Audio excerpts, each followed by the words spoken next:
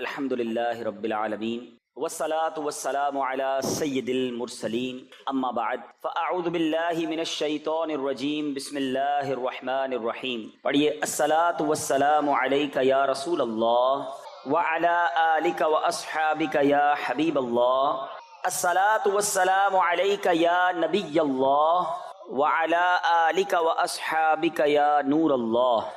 درود پاک پڑھنے کے بے شمار فضائل و برکات ہیں. بہت سارے فضائل درود پاک کے احادیث کے ذریعے اور بزرگان دین کے واقعات کے ذریعے ہمیں سننے کو ملتے ہیں، مگر آج جو حدیث پاک ہم سنیں گے اس میں ہمیں یہ احساس ہوگا کہ درود پاک پڑھنا تو باکمال کام ہے، بڑی سعادت ہے، بڑی روحانیت ہے، لیکن اگر درود پاک پڑھا نہ جائے، درود پاک زندگی میں شامل نہ ہو، اور بالخصوص جب سرکار دو عالم صلی اللہ تعالی علیہ وآلہ وسلم کا نام مبارک سنا جائے، ان کا نام لیا جائے، اور اگر اس وقت بھی درود پاک نہ پڑھا جائے تو یہ کتنی بڑی محرومی بھی ہے اور کتنی بڑی اس میں وعید یعنی اس کی سزا بھی ہے.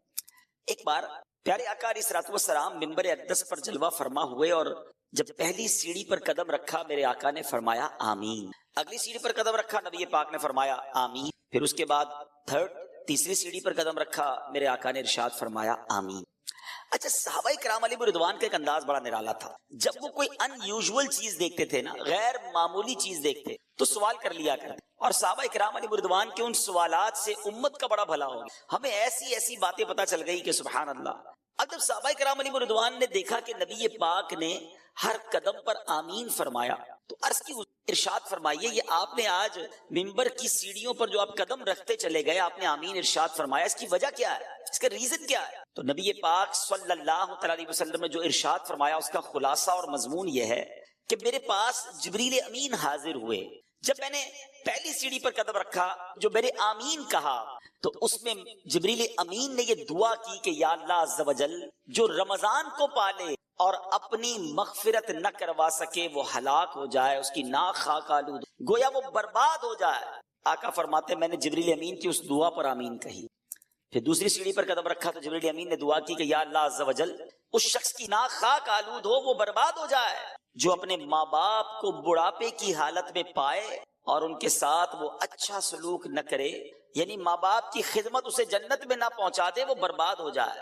آقا فرماتے میں نے اس دعا پر آمین. تیسری سیڑھی پر قدم رکھا، جبریل امین نے دعا کی کہ یا اللہ، وہ شخص بھی برباد ہو، اس کی ناک خاک آلود ہو کہ جس کے سامنے سرور کائنات صلی اللہ تعالی علیہ وآلہ وسلم کا ذکر کیا جائے اور وہ نبی پاک پر درود نہ پڑھے، وہ بھی برباد ہلاک ہو جائے، اس کی ناک خاک آلود. نبی پاک فرماتے میں نے اس پر بھی آمین. ذرا غور کیجئے میٹھے اسلامی بھائیوں، یہ تینوں دعائیں کس درجے کی دعائیں ہیں.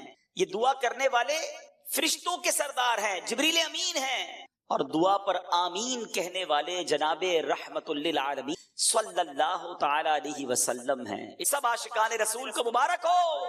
عظمتوں، رفعتوں، برکتوں، مغفرتوں والے مہینے رمضان المبارک کا چاند نظر آ گیا. انشاءاللہ اللہ نے چاہا جلد یہ اعلان سنیں گے انشاءاللہ. مرحبا صد مرحبا، پھر آمد رمضان ہے، کھل اٹھے مرجھائے دل، تازہ ہوا ایمان ہے. یا خدا ہم عاصیوں پر یہ ایک بڑا احسان ہے، زندگی میں پھر عطا ہم کو کیا رمضان ہے. اے میرے میٹھے اور محترم اسلامی بھائیوں، رمضان کی عظمت سمجھیے، رمضان کا مقام سمجھیے. یہ مہینہ رب کریم کی بارگاہ میں کس قدر بڑا مرتبہ رکھتا ہے. ہمیں شاید بہت سارے ناظرین کو یہ تو پتا ہے، قرآن کی آیت بھی سنی ہوگی، شہر رمضان الذی انزل فیہ القرآن، رمضان کا مہینہ جس میں قرآن اترا. مگر شاید بہت سارے ناظرین کو یہ نہیں پتا کہ اللہ کریم نے جو 4 بڑی آسمانی کتابیں اس دنیا میں نازل فرمائیں، تورات، زبور، انجیل اور قرآن. سبحان اللہ، میرے آقا علیہ الصلوۃ والسلام فرماتے ہیں کہ حضرت ابراہیم کے صحیفے رمضان کی پہلی رات نازل ہوئے، تورات شریف رمضان کی 7ویں رات نازل ہوئی، انجیل شریف رمضان مبارک کی 14ویں رات نازل ہوئی، اور ابن ابی شیبہ کی روایت میں ہے کہ زبور شریف رمضان المبارک کی 6 تاریخ کو نازل ہوئی. سبحان اللہ.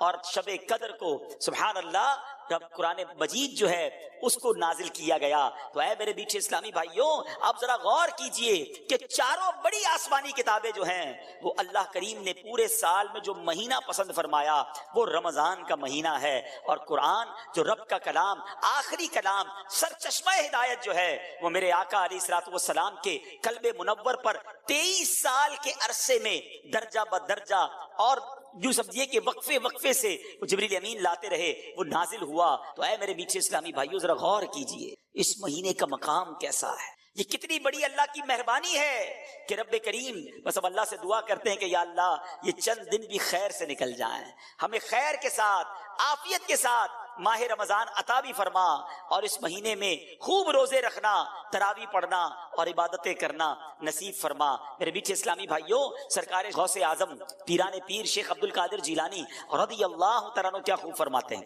رمضان میں کتنے حروف ہیں؟ را، میم، ضاد، الف اور نون۔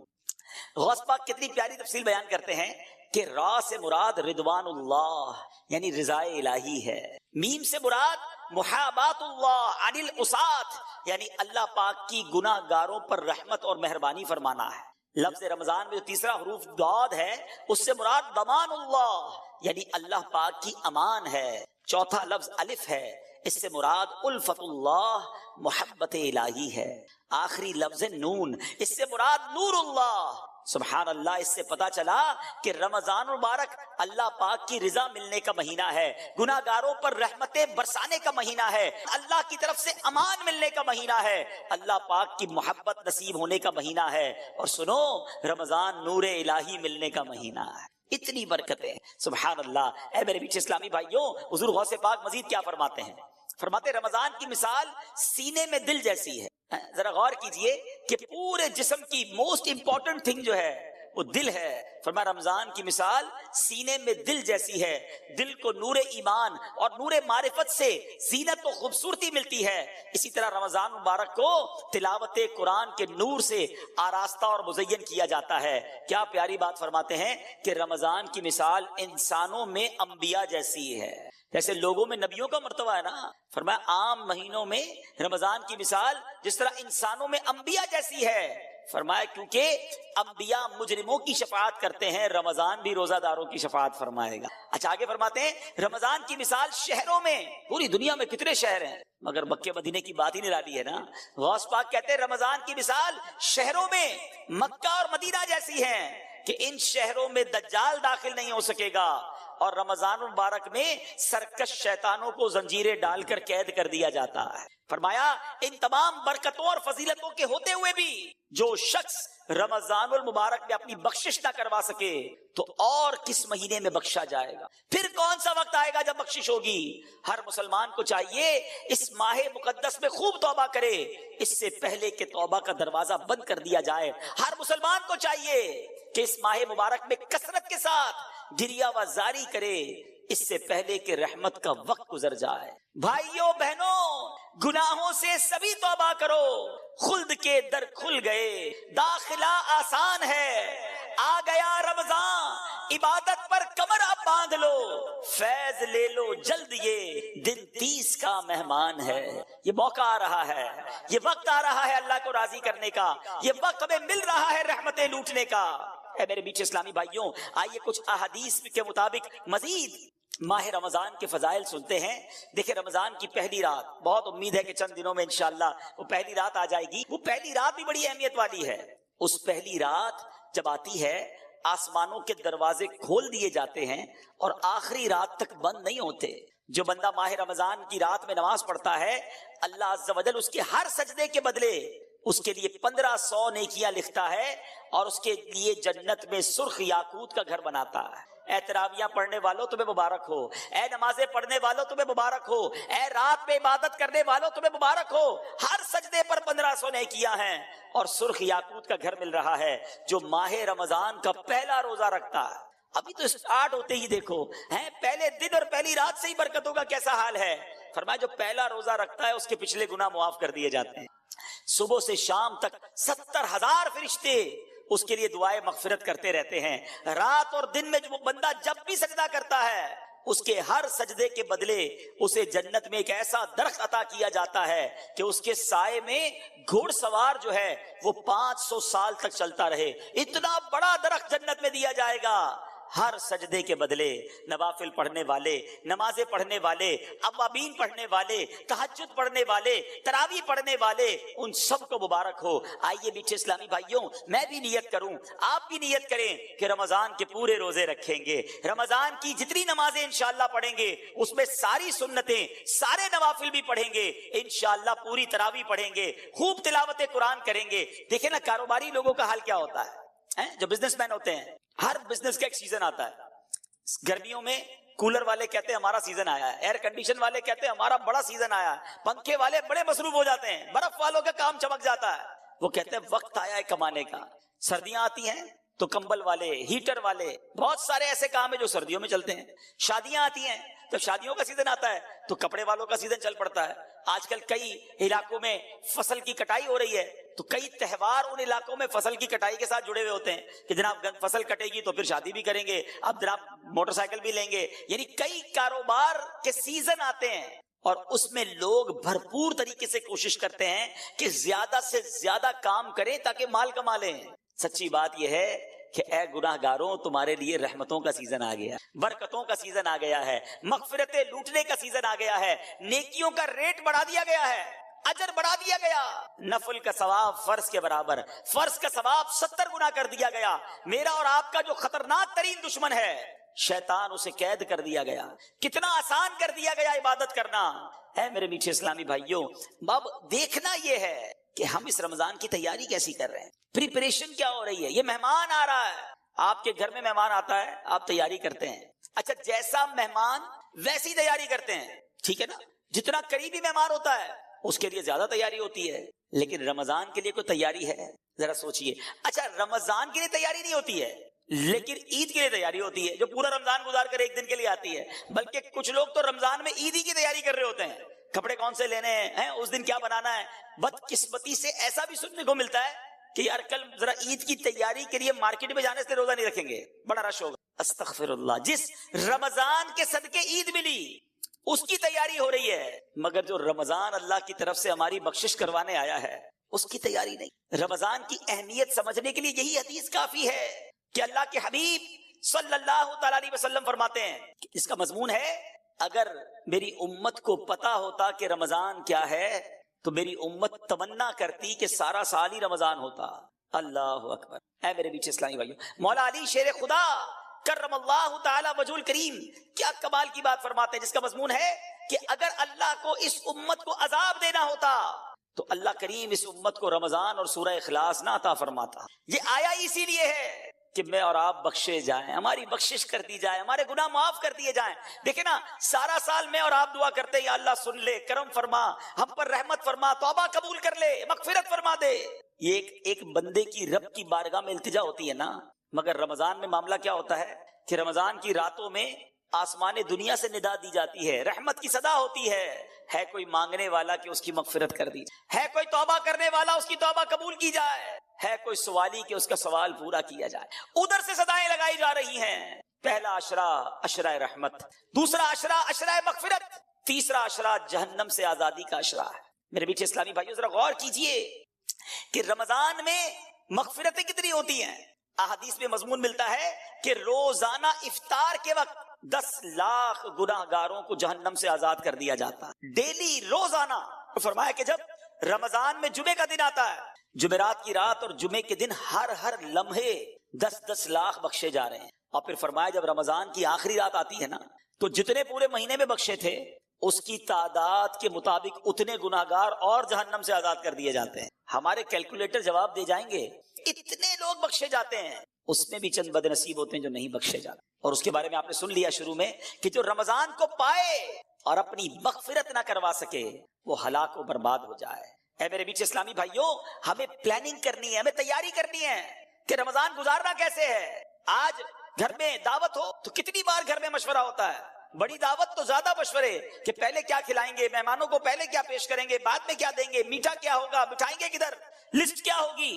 اور رمضان آ رہا ہے، اتنا بڑا مہینہ آ رہا ہے، اتنا بڑا ہمارے لیے مغفرت کروانے کے لیے رب کا احسان آ رہا ہے، اس کی کوئی تیاری، کوئی پلاننگ، کوئی مشورہ کہ کتنی بار تلاوت کروں گا، ہے کتنے قرآن ختم کرنے ہیں، میں نے کتنے نوافل پڑھنے ہیں، میں نے کہاں کہاں اپنا وقت گزارنا ہے. الحمدللہ مدنی چینل پر جس طرح نشریات آ رہی ہیں، کون سے وقت کون سا میں نے پروگرام دیکھنا ہے، مدنی مذاکرے کے وقت کس طرح میں نے وقت نکالنا ہے. ارے ابھی سے پلاننگ کرو.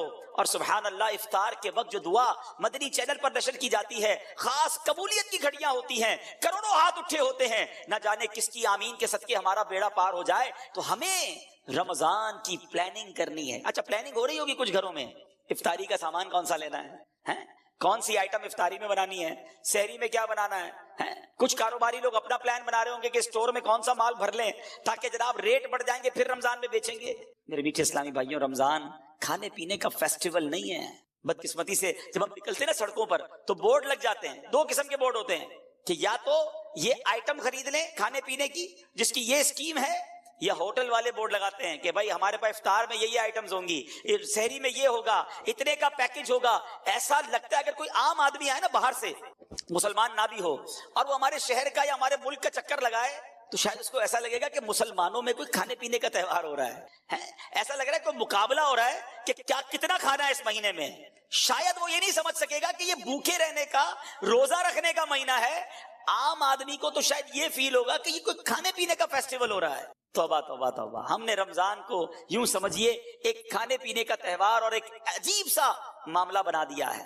حالانکہ میرے بیچ اسلامی بھائیوں، رمضان جو ہے نا اس کے دو نام ہیں. آئیے میں ان دو ناموں کے بارے میں آپ کو کچھ بتاتا ہوں تاکہ احساس ہو کہ رمضان آیا کیوں ہے اور ہم نے اس کو گزارنا کیسے ہے. ماہ رمضان کا ایک نام ہے ماہ صبر اور دوسرا نام ہے مواسات کا مہینہ. اچھا صبر کا مہینہ، چلے یہ تو سمجھ آتا ہے کہ کھانے پینے اور ہر وہ چیز جس سے روزہ ٹوٹ جاتا ہے اس سے صبح سے شام تک صبر کیا جاتا ہے، اس لیے اسے ماہ صبر کہتے ہیں. ماہ مواسات کہنا تو اس کا مواسات کس کو کہتے ہیں؟ ہمدردی اور غم خواری کا مہینہ، بھلائی کا مہینہ. چونکہ رمضان میں سارے مسلمانوں سے، خاص کر قریبی رشتہ داروں سے بھلائی کرنے میں زیادہ ثواب ہے، اس لیے اسے ماہ مواسات کہتے ہیں. علماء کرام نے روزہ فرض ہونے کی حکمتوں میں ایک حکمت یہ بھی بیان فرمائی کہ روزہ جو ہے نا بیسیکلی فقر و فاقے کا عملی طور پر احساس دلاتا ہے. پریکٹیکلی پتا چلتا ہے کہ فقر کی زندگی کیسی ہے، فاقے کی زندگی کیسی ہے. یعنی غربت کیا ہے، کسی کے گھر میں روز فاقے چل رہے ہیں، یہ آپ کو اور مجھے کیسے پتا چلے گا کہ فاقے میں بندہ کیسا ہوتا ہے، غربت اور فقیری میں کیسا ہوتا ہے. اب جب بندہ روزہ رکھتا ہے اور بھوکا ہو، بھوک لگتی ہے، پیاس لگتی ہے اور روزانہ روزے رکھ رہا ہے، اب اسے احساس ہوتا ہے کہ میں تو کچھ افطار میں جا کے کھا لیتا ہوں، مگر غریب کئی ایسے ہیں جو ساری زندگی اسی طرح گزار رہے ہیں، فقیری میں گزار رہے ہیں، فقر و فاقے میں گزار رہے ہیں. اللہ اکبر. جب بندہ اس طرح خود بھوک کو دیکھتا ہے تو اب بھوکوں کی مدد کرنے کا جذبہ بڑھتا ہے، غریبوں کی خیر خواہی کا جذبہ بڑھتا ہے. یہ بیسیکلی روزے کی ایک حکمت علماء نے بیان کی. اعلیٰ حضرت امام اہل سنت کے والد محترم مولانا نقی علی خان رحمۃ اللہ تعالی کیا فرماتے ہیں کہ ایک شخص تھا، اسے صدقہ خیرات کا بڑا شوق تھا، خدا میں بہت خرچ کرتا، جو پیسے ہاتھ میں آتے خرچ کر دیتا. اس کے رشتہ داروں کو وہ بڑا برا لگتا تھا کہ یہ پیسے بچاتا ہی کوئی نہیں ہے، ہم جو پیسے آتے ہیں اللہ کی راہ میں بانٹ دیتا ہے. اس کو اس کے رشتہ داروں نے بند کر دیا، قید کر دیا، کھانا پینا بھی نہیں دیا، گویا اس کو قید کی اور بھوک کی سزا دی. کچھ دنوں بعد وہ بعد آیا، جب اس کو اس قید سے نکالا کہ اب شاید صحیح ہو گیا ہوگا، اب اتنا خرچہ نہیں کرے گا اللہ کی راہ میں. وہ جیسے ہی باہر آیا، باہر آتے اس نے اور صدقہ و خیرات کرنا شروع کر دیا. تو رشتہ داروں نے کہا تمہیں سمجھ نہیں آئی، قید سے سبق نہیں ملا؟ کہتا واقعی سبق ملا. پہلے تو پیسے بانٹتا تھا، بھوک نہیں دیکھی تھی، قید نہیں دیکھی تھی، تنگی نہیں دیکھی تھی. اب اندر بند ہوا تو پتا چلا بھوک کیا چیز ہے، غربت کیا چیز ہے. تو اب تو میں اللہ کی راہ میں مزید خرچ کروں. اچھا اس سے ایک اور بات سیکھنے کو ملی کہ روزے کی حکمت یہ ہے کہ ہم بھوکے رہیں. اب ادھر تو حال یہ ہے کہ بندہ سحری میں اس لیے زیادہ کھاتا ہے کہ شام تک بھوکا رہنا ہے، شام کو اس لیے زیادہ کھاتا ہے کہ سارا دن بھوکا رہا تھا. اتنی ساری آئٹمیں کہ جو پورے سال میں نہیں کھائی تھی. کچھ لوگوں کا تو رمضان میں وزن بڑھ جاتا ہے. ارے اللہ کے بندو، روزے رکھنے تھے، تراویح پڑھنی تھی، یہ تو یعنی اتنا کھایا. اچھا پھر 10-15 رمضان کے بعد آپ چیک کر لیں، ہاسپٹل میں لائن لگی ہوتی ہے، کسی کو ڈائریا ہو رہا ہے، کسی کا پیٹ خراب ہو گیا ہے، کسی کا گلا خراب. اچھا 4 5 6 رمضان کے بعد آپ کو تراویح کے اندر کھانسیوں کی آوازیں آنا شروع ہو جائیں گی. کیوں؟ روزانہ افطار میں سموسے کھانے ہیں، روزانہ تلی ہوئی 4 قسم کی آئٹمیں کھانی ہے. کچھ تو ہماری افطاری کی واجبات ہیں، یہ نہیں ہوگی تو لگتا ہے افطاری نہیں ہوگی. اللہ اکبر. ہم نے تو رمضان کے روزوں کو کچھ اور ہی بنا دیا، حالانکہ اس میں بھوکا رہنا مقصود تھا کہ انسان. اچھا آپ جب بھوکے ہوتے ہیں نا، ایک تو غربت کا اور بھوک کا احساس، دوسرا آپ نے دیکھا ہوگا کرو فر ختم ہو جاتا ہے، عاجزی آ جاتی ہے. وہ جو ٹور ہوتی ہے نا، اکڑ کے چلنا، روب جمانا، ڈانٹنا، جھڑکنا، بالکل اس کو فیل ہونے لگتا ہے کہ یار میری اوقات ہی کوئی نہیں ہے. بالکل وہ ڈھال ہو جاتا، اس کو پتا چل جاتا ہے کہ یہ میری اوقات ہے. عاجزی سے، انکساری سے، محبت سے لوگوں سے بات کریں. اور ہم سب جب بھوکے دسترخوان پر بیٹھتے ہیں تو احساس ہوتا ہے کہ یار بھوک کیا چیز ہے. تو ہے میرے میٹھے اسلامی بھائیوں، غریبوں کی اگر غریبی کا احساس لینا ہے، بلکہ رمضان کا پراپر ایسنس لینا ہے، رمضان کا پراپر جس کو آپ کہیے کہ جو مقصود ہے وہ حاصل کرنا ہے، تو پھر انسان کو بھوکا رہنا ہے. اور اس سے یہ میسج لینا ہے. اے میرے میٹھے اسلامی بھائیوں، اگر کوئی مالدار ہے، کہتا ہے یار اللہ نے پیسے دیے ہیں، 10 قسم کی ڈشیں سحری میں بناؤں گا، 20 قسم کی افطاری میں بناؤں گا، ٹھیک ہے آپ کھا سکتے ہیں، جائز ہے. مگر جو جس کا کہتے ہیں نا کہ اس کی اصل حکمت ہے، آپ اس سے محروم ہو جائیں گے. اور اگر آپ اللہ کی رضا کے لیے سادہ رہتے ہیں، کم کھاتے ہیں، بھوکے رہتے ہیں، کم سوتے ہیں تاکہ اور عبادت کر سکیں، تو میرے میٹھے اسلامی بھائیوں اس کا مرتبہ اور ہے. حضرت بشر حافی رحمت اللہ تعالی کے بارے میں آتا ہے، آپ کسی جگہ سردی میں بیٹھ کر سردی سے کانپ رہے تھے. اچھا 5 گرم کپڑے بھی پڑے تھے. تو کسی نے کہا حضرت اتنی سردی ہے، سردی میں کانپ رہے، کپڑے بھی پڑے ہیں آپ کے پاس، پہن لیں اس کو، سردی سے بچ جائیں گے. کیا کمال کا جواب دیا. فرمایا پورے شہر میں سردی ہے، بہت سارے غریب ہیں جن کے پاس گرم کپڑے نہیں، اور میرے پاس اتنے پیسے بھی نہیں کہ سب کو گرم کپڑے پہنا دوں. کم از کم خود سردی میں رہ کر ان کی سردی کا احساس تو کر سکتا ہوں، غریبوں کے ساتھ اظہار یکجہتی تو کر سکتا ہوں. اب یہ اللہ والوں کا انداز ہے. مگر ادھر تو حال یہ ہے کہ غریب کی غربت کا مذاق اڑایا جاتا ہے، اس کو دکھا دکھا کے ایسے کام کیے جاتے ہیں جس سے اس کے دل پر اور افسوس طاری ہو جائے. ایک تو یہ سوشل میڈیا نے جو بیڑا غرق کیا ہے. اب تو حال یہ کہ افطار میں کیا پکا ہے، پہلے اس کی تصویر جائے گی پھر افطار ہوگا، پتا چلے آج ہمارے گھر میں کیسی افطاری بنی ہے، کون سے ہوٹل میں سحری کی ہے، کون سی جگہ پر افطاری کی ہے. دنیا بھر کو بتانا ہے تاکہ جس کے پاس پیسے نہیں ہیں وہ بھی تکلیف میں مبتلا ہو جائے. نہیں میرے میٹھے اسلامی بھائیوں، اگر اللہ نے آپ کو کوئی نعمت دی ہے تو اس کا مطلب یہ نہیں کہ لوگوں کو تکلیف دیں، لوگوں کو وہ نعمتوں کو دکھا کر ان کے دلوں میں رنج طاری کریں. یہاں تک لکھا گیا کتابوں میں کہ اپنے گھر میں اچھا کھانا بناؤ تو تھوڑا زیادہ بناؤ تاکہ پڑوسیوں کو دو، اور اگر نہیں دینا تو پھر ان کے سامنے اس کو ظاہر بھی نہ کرو. بڑے بڑے برگر، پیزا اور پتہ نہیں کیا کیا گھر پہ منگواتے ہیں، اور اس کے باکسز گھر کے باہر پڑے ہوتے ہیں. برابر والے کا بچہ غریب ہے، والد کو کہتا ہے ابو دیکھو پڑوس میں یہ آیا، ہمیں بھی یہ کھانا ہے. وہ والد کہاں سے کھلائے گا، اس کے پاس پیسے ہی نہیں. یا تو ساتھ دے غریبوں کا، اگر نہیں دے سکتے تو ان پر اور تکلیف طاری نہ کر دیں. اللہ کرے کہ یہ بات سمجھ میں آ جائے. یہ اپنی نعمتوں کا اظہار کر کے ایک بڑا نقصان پتہ ہے کیا کرتے ہیں، اس سے آپ حسد میں مبتلا، لوگ آپ سے حسد میں مبتلا ہو جاتے ہیں، نظریں لگ جاتی ہیں لوگوں کی. ہر بات اللہ نے دی ہے نا آپ کو، آپ استعمال کریں، اللہ کا شکر ادا کریں. ضروری ہے ہر نعمت لوگوں کو بتانا ہے؟ پھر کہتے پتہ نہیں کوئی عمل ہو گیا ہے، کوئی نظر لگ گئی ہے. ارے بھائی تم نے کون سی چیز تمہارے پاس ہے سب تم نے سوشل میڈیا پہ ڈال دی ہے. آج نیا فون خریدا ہے، آج نئی گاڑی خریدی ہے، آج میں نے یہ والی کرسی خریدی ہے، تو یہ والی گھڑی خریدی ہے. کیوں بتانا ہے سب کو؟ بھائی پتا بھی تو چلے نا کتنا پیسہ ہے. تو پھر بکتے ہیں، پھر یہ معاملات ہوں. یہ روایتوں کا مضمون ہے کہ اپنی نعمتوں کا اظہار کر کے اپنے اوپر لوگوں کے حسد کروانے سے بچو. اگر اللہ نے دیا ہے یا تو سادہ رہیں یا پھر لوگوں کی مدد کریں، اور اگر نہیں کر سکتے تو یہ دکھلاوا بند کر دیں. تو بہرحال میرے بیچ اسلامی بھائیوں، یہ کم کھانا جو ہے نا، یہ نعمت پتہ ہے کتنی بڑی ہے. سبحان اللہ کہ گلا سوکھتا ہے نا جب پیاس سے، بھوک اور پیاس کا خوب احساس ہونا یہ روزے کے مقاصد سے ہے. تو میرے بیچ اسلامی بھائیوں، اگر روزے کا اصل مقصد ہی فوت ہو جائے گا، ساتھ ہی کھانے سے طبیعت مدمزہ ہو جائے گی، معدہ بھی خراب ہونے کا امکان ہے. تو اگر آپ واقعی 30 کے 30 روزے رکھنا چاہتے ہیں، پورا مہینہ تراویح پڑھنا چاہتے ہیں، روز تلاوت کرنا چاہتے ہیں، درود پاک پڑھنا چاہتے ہیں، افطار کے وقت آنسو بہانا چاہتے ہیں، تاک راتوں میں ساری رات مسجد میں گزارنا چاہتے ہیں، تو اس کے لیے آپ کو کم کھانا، اس کے لیے پلان کرنا ہوگا کہ یہ مہینہ اس لیے نہیں آیا کہ میں نے کھانے پینے اور مزے اڑانے ہیں.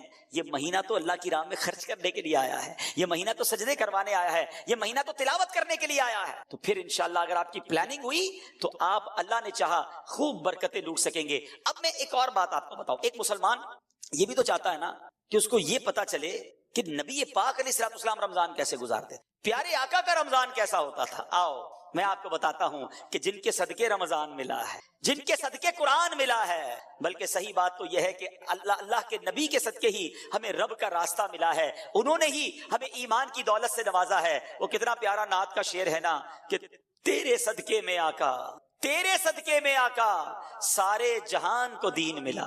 میرے آقا کے صدقے میں سارے جہان میں یہ دین پھیلا ہے۔ وہ آقا رمضان کیسے گزارتے تھے؟ بی بی عائشہ صدیقہ رضی اللہ تعالی عنہا فرماتی ہیں کہ جب رمضان آتا تو نبی پاک کا چہرہ انور کا جو رنگ ہے نا وہ متغیر ہو جاتا، تبدیل ہو جاتا، اور میرے آقا نماز کی کثرت فرماتے، خوب دعائیں مانگتے، گویا خوف خدا نبی پاک کے چہرہ انور پر، قلب اقدس پر طاری ہو جاتا۔ بی بی عائشہ فرماتی ہیں کہ جب نبی پاک علیہ الصلوۃ والسلام کی بارگاہ میں رمضان آتا، احادیث کا مضمون ہے، تو جبریل امین آتے تھے اور آقا ان کے ساتھ خوب قرآن کا دور فرماتے۔ سبحان اللہ۔ ایک جگہ سیدنا عبداللہ بن عباس فرماتے ہیں جب ماہ رمضان آتا تو سرکار مدینہ علیہ الصلوۃ والسلام قیدیوں کو رہا کرتے اور ہر سائل کو عطا فرماتے۔ اللہ اکبر۔ رمضان میں آپ خصوصاً بہت زیادہ سخاوت فرماتے۔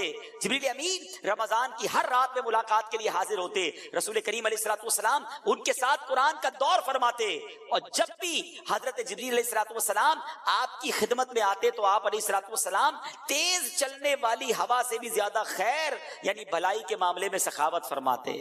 ہاتھ اٹھا کر ایک ٹکڑا اے کریم ہے سخی کے مال میں حقدار ہم۔ تو اے میرے بیچ اسلامی بھائیوں، نبی پاک کا رمضان کیسا ہوتا؟ تلاوت قرآن والا، دعاؤں والا، سجدوں والا۔ ایک جگہ فرماتی بی بی عائشہ صدیقہ رضی اللہ تعالیٰ عنہ کہ میرے آقا رمضان میں بستر پر تشریف نہ لاتے، یعنی رات عبادتوں میں گزرتی تھی، کم آرام ہوتا تھا۔ ادھر تو ایسے بھی کئی لوگ ملتے ہیں جو سارا دن ہی سوتے رہتے ہیں، نمازیں قضا کر دیتے، بھائی روزہ رکھا ہے، معاذ اللہ ثم معاذ اللہ۔ نماز بھی پڑھنی ہے، عبادت بھی کرنی ہے، روزہ بھی رکھنا ہے، اور انشاءاللہ عبادت بھی خوب کرنی، ثواب کمانا ہے۔ تو بہرحال میرے بیچ اسلامی بھائیوں، پیارے آقا کا رمضان دعاؤں کے ساتھ، گر گڑا کر نمازوں کے ساتھ، تلاوت قرآن کے ساتھ، اور پھر ہم نے سنا کہ سخاوت کے ساتھ، تیز آندھی سے چلنے والی ہوا سے بھی زیادہ میرے آقا سخاوت فرماتے۔ اب ہم نے کیا کرنا ہے؟ ہم نے بھی ان اعمال کی نیت کر لینی۔ تو پہلی نیت یہ کرتے ہیں انشاءاللہ کہ رمضان کے پورے روزے رکھیں گے، پوری تراویح پڑھیں گے، ارے ہر سجدے پر 1500 نیکیاں، جنت میں یاقوت کا گھر، جنت کا درخت۔ جو 8 رکعتیں پڑھ کے تراویح چھوڑ کے جاتے، سوچو کتنی نیکیاں چھوڑ گئے۔ 12 رکعتیں پڑھ کے نکل جاتے، ذرا سوچے کتنی نیکیاں چھوڑ گئے، کتنے جنت کے محل تم سے چلے گئے، کتنے خزانے چھوڑ دیے تم نے۔ 3 روزہ تراویح پڑھتا ہوں، کیوں؟ باقی دن تو پھر کاروبار کرنا ہے۔ اگر کوئی 3 روزہ، 5 روزہ، 7 روزہ ختم قرآن میں تراویح پڑھ لیتا ہے، ٹھیک ہے اگر وہ صحیح طریقے سے پڑھتا ہے، لیکن بقیہ دنوں کی تراویح معاف نہیں ہوئی ہے، وہ بھی پڑھنی ہے۔ روزانہ 20 تراویح پڑھیں گے انشاءاللہ، آخر رمضان تک پڑھیں گے انشاءاللہ۔ اب آتے سخاوت کی، سبحان اللہ۔ اس مہینے میں خوب اللہ کی راہ میں خرچ کریں، اور جب بھی اللہ کی راہ میں خرچ کریں نا، پہلے تو یہ ذہن بنا لیں، یہ جو ہوتا ہے نا کہ یار اب خرچ کریں گے تو کم ہو جائے گا، کیلکولیٹر تو یہی کہتا ہے، ہمیشہ یاد رکھیں۔ 1 لاکھ روپے ہیں، 5000 دے دیے تو کیلکولیٹر تو بتائے گا 95,000 رہ گئے، لیکن انشاءاللہ میرے آقا کیا فرماتے ہیں وہ میں آپ کو بتاتا ہوں۔ نبی پاک علیہ الصلوۃ والسلام فرماتے ہیں، جس کا مضمون ہے کہ میں اللہ کی قسم کھا کر کہتا ہوں اللہ کی راہ میں خرچ کرنے سے مال کم نہیں ہوتا۔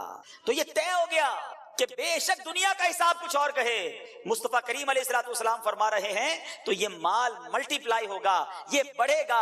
اچھا ایسا نہیں ہے کہ اس کی مثالیں ہمارے ساتھ نہیں ہیں، جو حلال کماتا ہے، پوری زکات دیتا ہے، اس سے پوچھو ہر سال اس کی زکات بڑھتی چلی جاتی ہے۔ کیسے بڑھتی ہے بھائی؟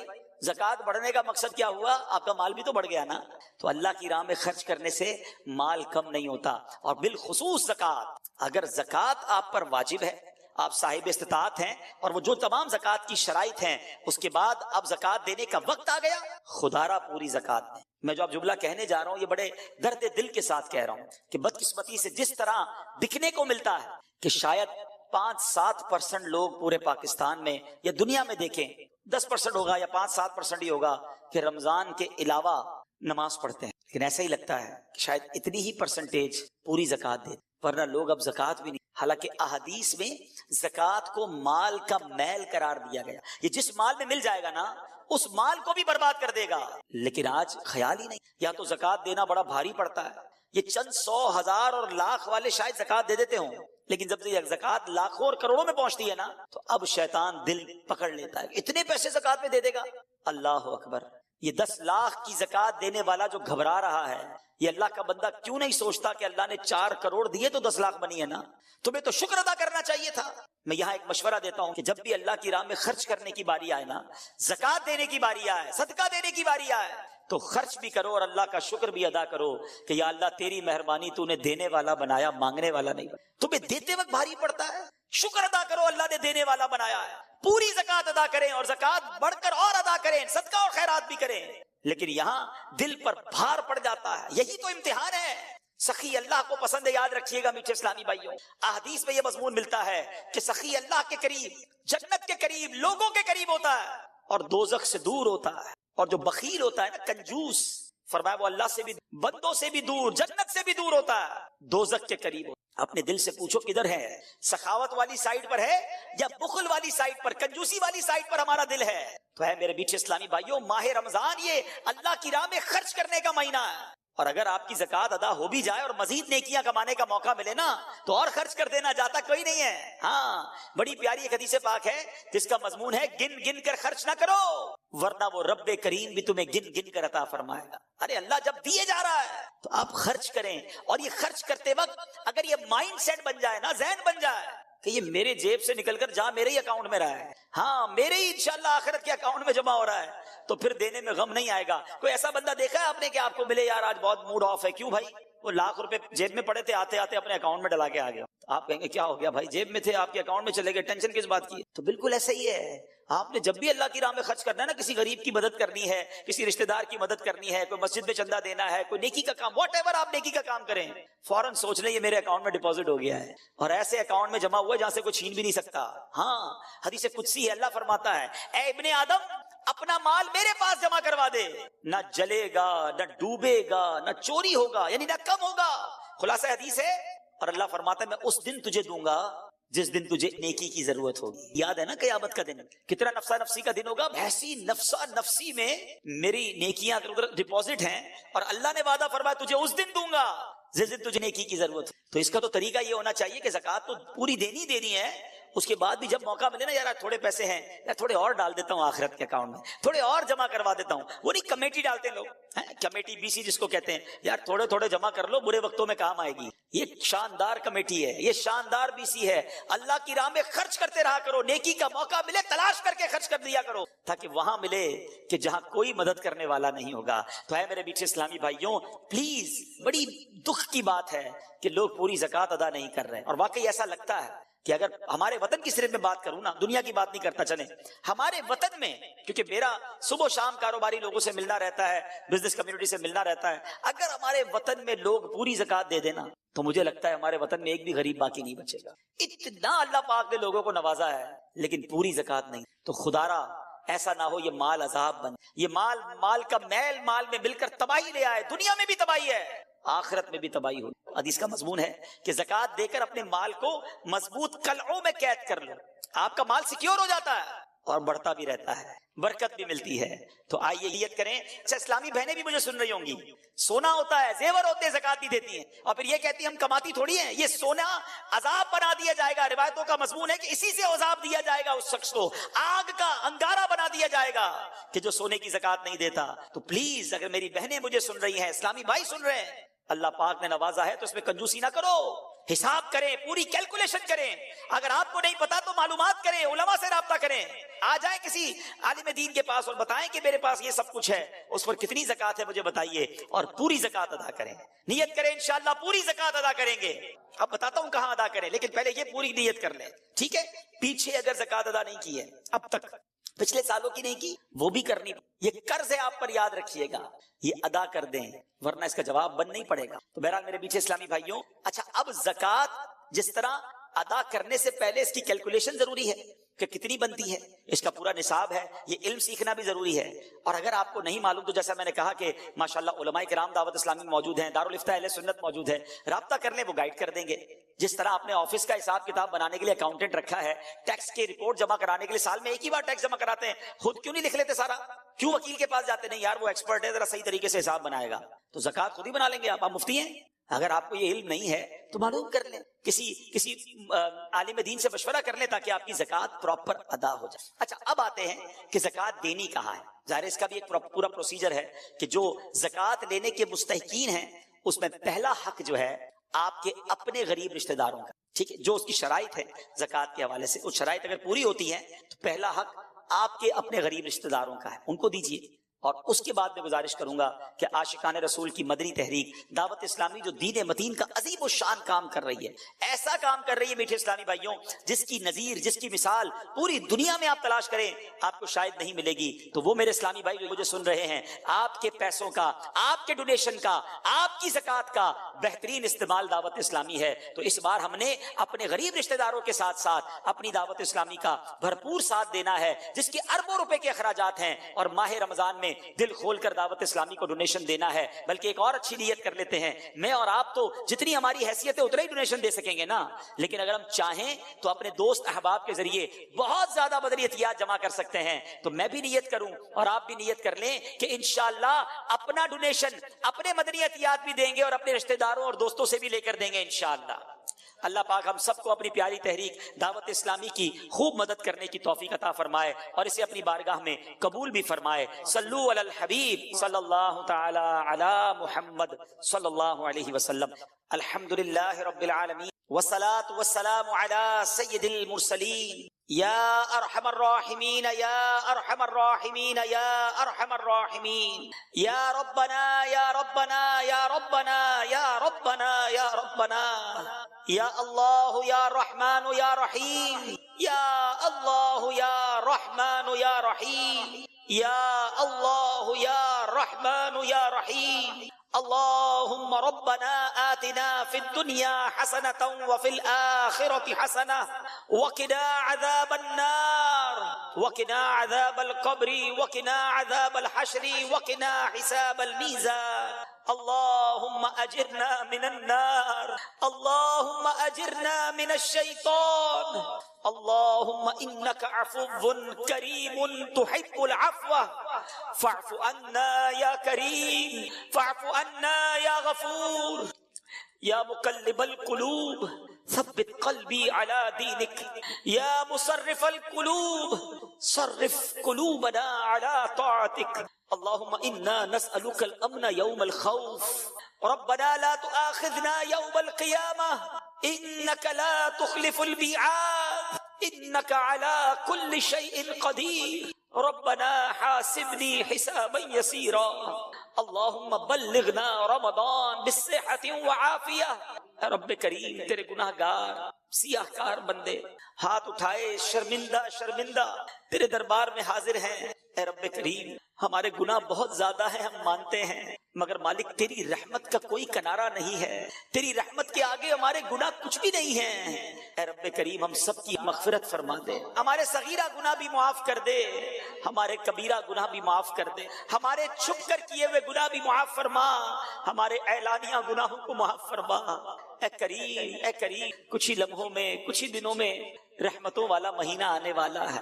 اے اللہ ہمیں صحت کے ساتھ، عافیت کے ساتھ ماہ رمضان سے ملا دے، پورے روزے رکھنے والا بنا دے، پوری تراویح پڑھنے والا بنا دے، خوب تلاوت کرنے کا ذوق عطا فرما۔ تیری طاقت، تیری طرف سے اگر طاقت ملی تو یہ ہوگا مولا، ورنہ ہم تو سست ہیں، ہم کاہل ہیں۔ اے اللہ ایسی توفیق دے دے کہ تیرے پسندیدہ بندوں جیسا رمضان ہم بھی گزارنے میں کامیاب ہو جائیں۔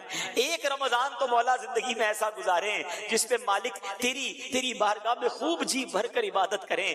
اب تک کئی رمضان گزارے ہیں، ہمیں معلوم ہے غفلت میں گزارے ہیں، بلکہ ساری زندگی ہی ایسی گزار دی کہ ایک سجدہ یاد نہیں جو تیرے دربار کے شایان شان ہو، ایک نیکی ایسی معلوم نہیں جو تیرے دربار میں قبول ہوئی کہ نہیں۔ میرے مولا ہماری غفلتیں معاف کر دے، ہماری سستیاں معاف کر دے، اور اب اپنے پسندیدہ بندوں میں ہمیں شامل فرما لے۔ اے رب کریم نہ جانے کہاں کہاں تیرے بندے اور تیری بندیاں ہاتھ اٹھائے اس دعا میں شامل ہوں گے۔ اے اللہ بیماروں کو شفا دے دے، قرض داروں کے قرضے اتر جائیں، بے اولادوں کو نیک اور صالح اولاد دے دے، جن کو اولاد دی ہے ان والدین کو اولاد کا سکھ نصیب فرما، اولاد ماں باپ کی فرما بردار بنا دے۔ اے رب کریم قرض داروں کے قرضے اتر جائیں، ہم سب کے رزق حلال میں برکت ڈال دے، رزق حرام سے ہم سب کو محفوظ فرما۔ اے اللہ کرم کر، بڑے دن ہو گئے مدینہ دیکھے مولا۔ اے اللہ، اے رب کریم جلدی مدینہ دکھا دے، ہمیں بھی کعبہ دکھا دے، رمضان مکہ مدینہ دکھا، اسی سال حج کی سعادت بھی عطا فرما۔ اے اللہ ہم سب کی جان، مال، عزت، آبرو، آل اور اولاد، دین اور ایمان کی حفاظت فرما۔ ہمیں حاسدوں کے حسد سے بچا لے، بد نظروں کی بد نظری سے بچا، شیطان کے شر سے بچا، جادو ٹونے آسیب سے بچا، زمینی اور آسمانی بلاؤں، زلزلوں، طوفانوں اور وائرسوں سے محفوظ فرما۔ اے رب کریم، اے رب کریم، ہماری دعوت اسلامی کو خوب ترقیاں عطا فرما۔ ہمیں بھی دعوت اسلامی کا بڑھ چڑھ کر مدنی کام کرنے والا بنا دے، دعوت اسلامی کا بڑھ چڑھ کر تعاون کرنے والا بنا دے۔ امیر اہل سنت اور تمام علماء اور مشائخ اہل سنت کا سایہ ہمارے سروں پر تا دیر قائم و دائم فرما۔ اے رب کریم، جو ہمارے حق میں بہتر ہے ہمیں عطا فرما دے، جو حق میں بہتر نہیں اس کا خیال بھی ہمارے دل سے نکال دے۔ میں کیوں کہوں مجھ کو یہ عطا ہو وہ عطا ہو، میں کیوں کہوں مجھ کو یہ عطا ہو وہ عطا ہو، وہ دو کہ ہمیشہ میرے گھر بھر کا بھلا ہو، مٹی نہ ہو برباد پسے مرگ الہی، جب خاک اڑے میری مدینے کی ہوا ہو، جب خاک اڑے میری مدینے کی ہوا ہو۔ ببرکت ان اللہ وملائکتہ یصلون علی النبی یا ایھا الذین آمنوا صلوا علیہ وسلموا تسلیما، صلی اللہ علی النبی الامی وآلہ صلی اللہ علیہ وسلم، صلاۃ و سلاما علیک یا سیدی یا رسول اللہ۔ اللہم ربی یسر ولا تعسر وتمم لنا بالخير يا فتاح وبك نستعين، وصلى الله تعالى على خير خلقه ونور عرشه سيدنا ومولانا محمد وآله وصحبه أجمعين برحمتك يا أرحم الراحمين۔